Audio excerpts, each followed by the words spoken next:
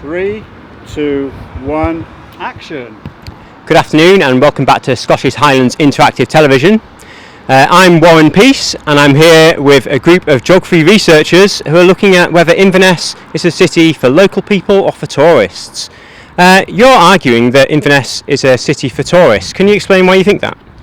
We've been looking over the last few hours at different places in Inverness. We've seen that they've established over 350,000 square feet of shops and retail accommodation for tourists.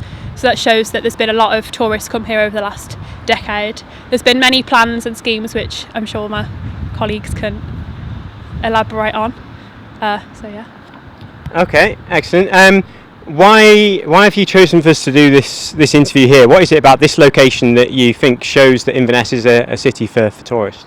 Well, considering that we've got the castle just behind us and many other tourist attractions around the area, we thought that it would be a perfect example of different things that they can do. We've got the river where they can go on boat tours around the city, and since the tourism industry has grown, since 2015 it's grown 24% in the city itself, and I think gaining all the tourist attractions that they have, it's a real key factor to include those in the interview today.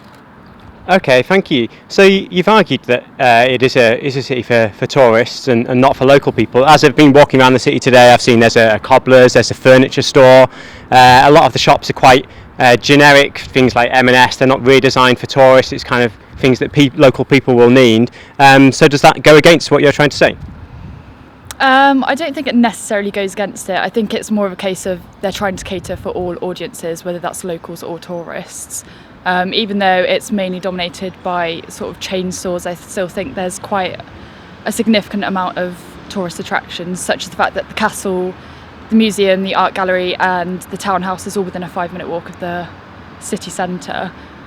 So I kind of think, as well as there being a lot to cater for locals, there's also a lot that the tourists can benefit from. Okay, excellent, thank you. So you've argued well that it's a city for tourists, but what can Inverness do both to maintain tourists coming in here and also what can it do to make itself a bit more suitable for local people going forward into the future?